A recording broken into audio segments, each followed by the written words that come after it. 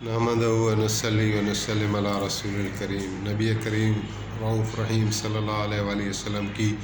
مبارک زندگی کو بیان کرنے کی سعادت حاصل کی جا رہی ہے۔ گزشتہ ایپیسوڈ میں بتایا گیا کہ ابو جہل لعین کس طرح مارا گیا، امیہ بن خلف کس طرح مارا گیا۔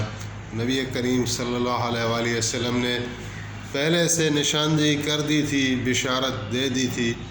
کہ ان کی مرنے کی جگہوں کو میں اپنی آنکھوں سے دیکھ رہا ہوں، اور یہ اللہ تعالیٰ کی طرف سے ان کو پکڑ تھی کہ 70 آدمی ان کے قتل ہوئے اور 70 جو ہیں وہ قید ہوئے۔ نبی کریم صلی اللہ علیہ وآلہ وسلم نے بدر کے میدان میں ایک موقع پر آپ نے فرمایا کہ دیکھو صحابہ، یہ میرے جو چچا ہیں حضرت عباس یا ابو بختری جو ہیں، یہ ایسے لوگ ہیں جو ہم سے لڑنے کے لیے نہیں آئے، بلکہ انہوں نے تو بڑا ساتھ دیا تھا ہمارا جو ہم مکے میں تھے، جتنے بھی ایام، خاص طور پر شیب ابی طالب میں ابو بختری کا بھی ساتھ رہا، اور حضرت عباس تو نبی علیہ السلام کی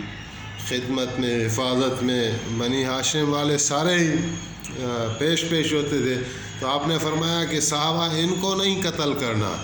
اگر حضرت عباس کسی کے سامنے آ جائیں یا ابو بختری آ جائیں تو ان کو قتل نہیں کرنا، ان کو قید کرنا ہے۔ تو حضرت ابو حذیفہ وہاں کھڑے تھے، کیونکہ حذیفہ بیٹے تھے عتبہ کے، عتبہ بن ربیع کے، اور عتبہ وہ پہلا آدمی تھا جو کافروں کی طرف سے میدان میں آیا، مسلمانوں کو للکارا اور پھر مارا گیا۔ اور پہلے ذکر ہوا عتبہ جب آیا تو شیبہ کو جو اس کا بھائی تھا اور ولید کو جو اس کا بیٹا تھا اس کو بھی ساتھ لے کر آیا، اور یہ تینوں لوگ مارے گئے۔ تو ابو حذیفہ رضی اللہ تعالیٰ عنہ یہ حضور کے ساتھ تھے، اور بدر والی پوری جنگ کا یہی نقشہ ہے کہ باپ ادھر ہے، بیٹا ادھر ہے، بھائی ادھر ہے، بھائی ادھر ہے۔ تو حضرت ابو حذیفہ نے اپنے باپ کو دیکھا مرتے ہوئے مسلمانوں کے ہاتھوں،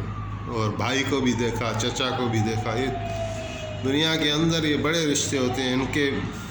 ان سے بڑا رشتہ کوئی نہیں ہے، بس ان سے بڑا رشتہ ایمان کا ہی ہے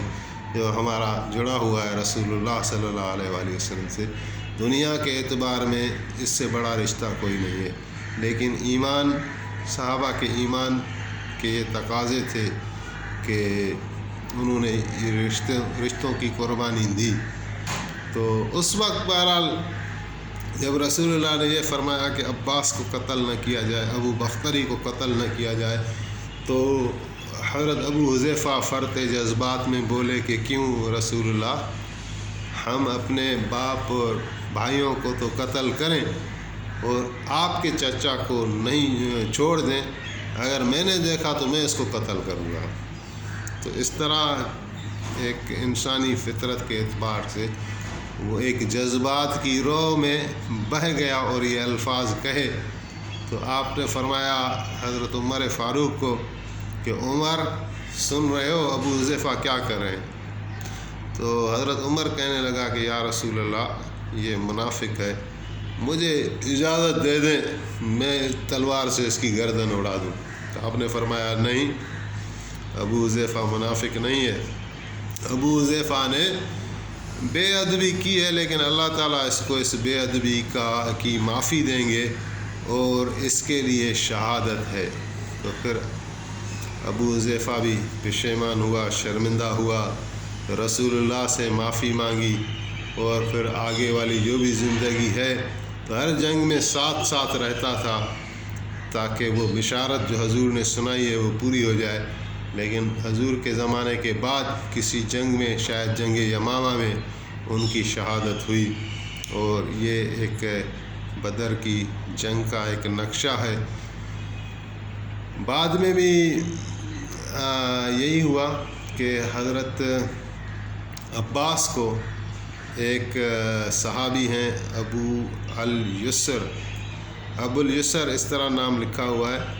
وہ انصاری صحابی ہیں، اور وہ قد بھی ان کا چھوٹا تھا، اور حضرت عباس کے قد کے بارے میں تو یہاں تک ہم نے سنا ہے کہ اتنے قداور تھے کہ اگر گھوڑے پر بیٹھتے تھے تو پاؤں زمین پر آ کے ملتے تھے۔ حضرت عباس اپنی آواز کی وجہ سے اور اپنے قد کی وجہ سے مشہور ہیں۔ تو وہ ان کو پکڑ کر لے آئے قید کر کے، تو نبی علیہ السلام نے تعجب کھایا اور فرمایا کہ تم نے حضرت عباس کو کس طرح قید کیا ہے؟ تو وہ کہنے لگا کہ یہ فرشتے کی مدد تھی، میں گیا تو ان کے ہاتھ بندھے ہوئے تھے، میں بس اس کو لے کر آیا ہوں۔ اور حضرت عباس بھی شرمندہ سے تھے کہ اتنے بڑے قداور اور انہوں نے قید کیا ہے، تو وہ خود بھی کہہ رہے تھے کہ اس نے مجھے قید نہیں کیا، اس نے مجھے قید نہیں کیا۔ تو حضرت عباس قید ہو گئے۔ باقی رہا ابو بختری کا معاملہ۔ تو ابو بختری ایک صحابی جس کا نام حضرت ابو داؤد مازنی رحمۃ اللہ تعالیٰ علیہ لکھا ہوا ہے کتاب میں، ان کے سامنے آ گئے۔ یہ انصاری صحابی ہیں، تو بہرحال ابو بختری کو پہچانتے تھے، اور جب سامنے آ گئے تو ابو بختری کے ساتھ ایک دوست اور بھی تھا۔ تو اس صحابی نے کہا کہ رسول اللہ نے تمہارے لیے منع کیا ہے کہ ابو بختری کو قتل نہیں کرنا، لہذا تمہیں قتل کا ارادہ نہیں ہے، لیکن تم اپنے آپ کو سرنڈر کرو، میں تمہیں قید کرنا چاہتا ہوں۔ تو ابو بختری نے بولا یہ جو میرا ساتھی ہے اس کا حکم نہیں ہے، اس کے ساتھ تو جنگ کریں گے؟ بولا نہیں،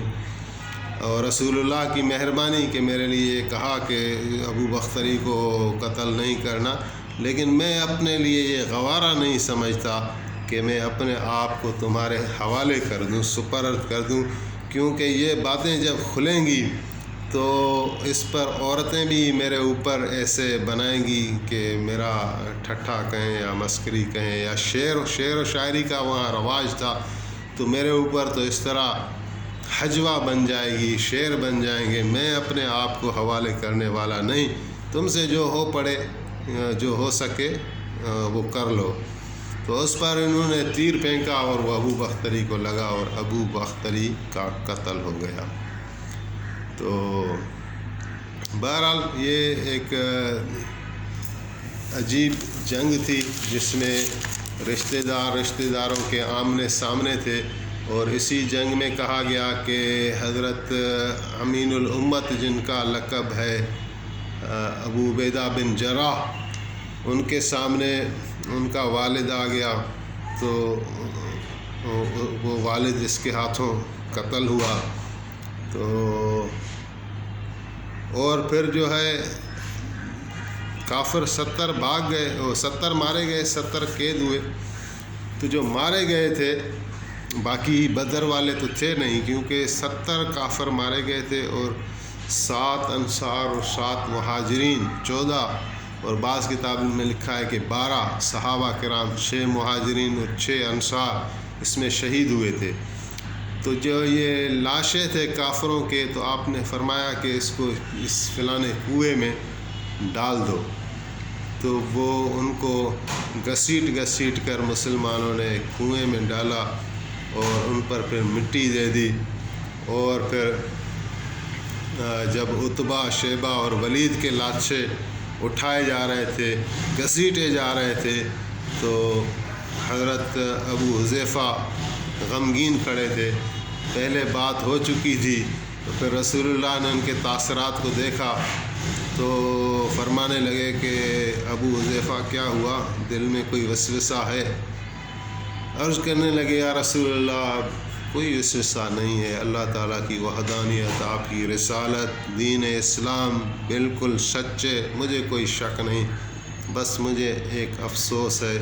مجھے ہر وقت تمنا لگی رہتی تھی کہ امید تھی کہ میرا باپ، میرا بھائی، میرا چچا یہ بڑی اچھی عادتوں اور خصائل کے مالک تھے، اور مجھے امید تھی کہ یہ کلمہ پڑھ کر مسلمان ہو جائیں گے،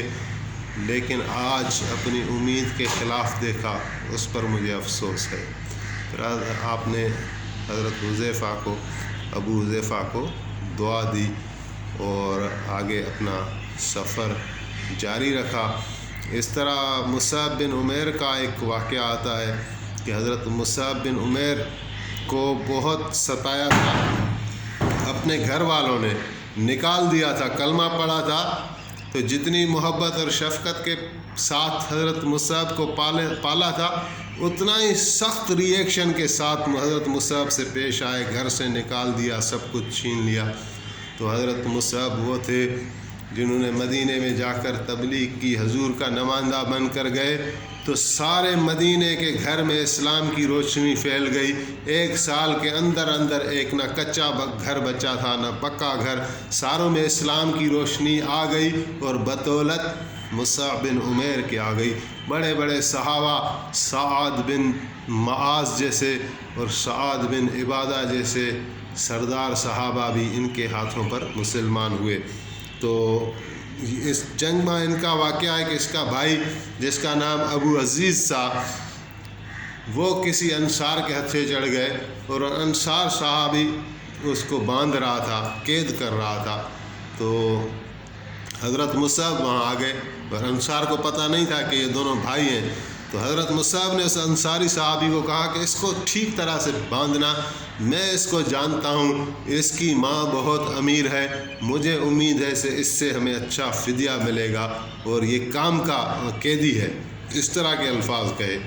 تو اس کے بھائی کو غصہ چڑھا اور کہنے لگا کہ مصعب، تم اپنے بھائی کے لیے یہ وصیت کرتے ہو؟ تو حضرت مصعب نے کہا کہ نہیں، تم میرے بھائی نہیں ہو، میرا بھائی یہ انصاری ہے، کیونکہ اسلام اور ایمان ایسی چیز ہے جس میں یہ رشتے ختم ہو جائیں۔ اگر ایمان نہیں تو رشتہ قائم نہیں رہ سکتا، اگر اسلام نہیں اور اسلام سے دشمنی کرتے ہو تو یہ رشتہ قائم نہیں ہو سکتا۔ تو اسی طرح پھر اس جنگ میں کچھ معجزات بہت سارے رونما ہوئے اس سے، یعنی پہلے بھی ذکر ہوا، خاص طور پر فرشتوں کی مدد ایسی آئی جس کو مسلمانوں نے دیکھا، جس کو کافروں نے بھی دیکھا، اور جا کے جب ابو سفیان والے وہاں پہنچے تھے بھاگ کر جنگ سے جان بچا کر، تو جب لوگوں نے پوچھا تھا، ابو لہب نہیں آیا تھا، ایسے لوگوں نے کہ جنگ کا کیا ہوا، تو اس نے بھی یہی کہا تھا کہ ہم جنگ لڑتے تھے، لیکن اچانک ہمارے سر ہمارے جسموں سے جدا ہو جاتے تھے، اچانک ہمیں قید کر لیا جاتا تھا۔ تو یہ فرشتوں کی ایک مدد تھی۔ اور پھر ابو دجانہ ایک بڑے دلیر صحابہ ہیں جو ہمیشہ بے جگری کے ساتھ لڑے جنگوں میں، تو وہ فرما رہے ہیں کہ میری تلوار جو ہے ٹوٹ گئی لڑتے لڑتے۔ تو نبی کریم صلی اللہ علیہ وآلہ وسلم کے قریب کوئی ایسی لکڑی پڑی ہوئی تھی، کوئی ایسی لاٹھی پڑی ہوئی تھی، آپ نے وہ اٹھائی، میرے طرف پھینکی، جب میرے ہاتھ میں آئی تو وہ تلوار بن گئی اور میں اس سے لڑتا رہا۔ اور اسی طرح ایک انصاری صحابی ہیں، ان کا نام سلمہ بن اسلم لکھا ہوا ہے، وہ بھی اسی طرح کہہ رہے ہیں کہ میرے پاس تلوار میری ٹوٹ گئی، اور محبوب علیہ السلام نے ایک پاس پڑی ہوئی لکڑی میری طرف بھیجی، جب میرے ہاتھ میں آئی تو وہ تلوار بن گئی،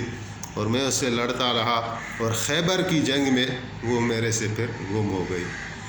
تو یہ ایسے ایمان افروز واقعات ہو جاتے تھے۔ پھر صحابہ میں جو ہے پھر ایک قسم کی روح کو آ جاتی تھی، ایمان تازہ ہو جاتا تھا۔ اور ایک واقعہ آخری بیان کرتے ہیں، یہ حارث بن ربیعہ ایک نوجوان شخص تھا، وہ بدر میں پانی پی رہا تھا، تو کافروں نے تیر پھینکا جو ان کو لگا، اور اسی حوض میں اس کا خون بہہ گیا، اور حضرت حارث بن ربیعہ نے شہادت کا جام یا شہادت کا شربت پی لیا اور شہید ہو گئے۔ تو جب نبی علیہ السلام کی آمد ہوئی مدینے، تو اس کی ماں کا نام تھا ربیعہ، وہ آپ کی خدمت میں آئی اور پوچھا کہ یا رسول اللہ، مجھے پتہ چلا ہے کہ میرا بیٹا جنگ میں شہید ہو گیا ہے، تو میں ابھی تک روئی نہیں ہوں اس کے لیے، میں آپ کے انتظار میں ہوں کہ رسول اللہ آئیں گے،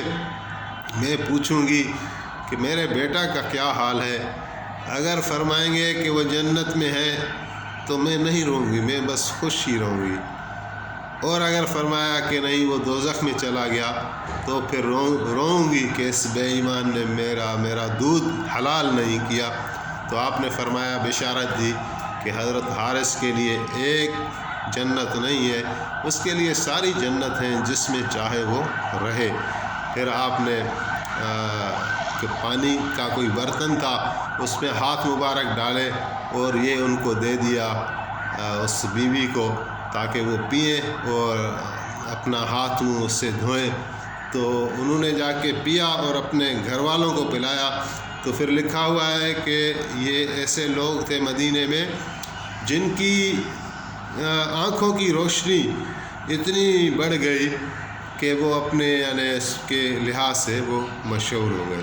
تو انشاءاللہ ابھی بھی بدر کا قصہ جاری ہے اور ان کو بقایا بیان کو اگلی قسط میں بیان کیا جائے گا۔ اللہ تعالیٰ ہمیں اس کی توفیق دے، آمین۔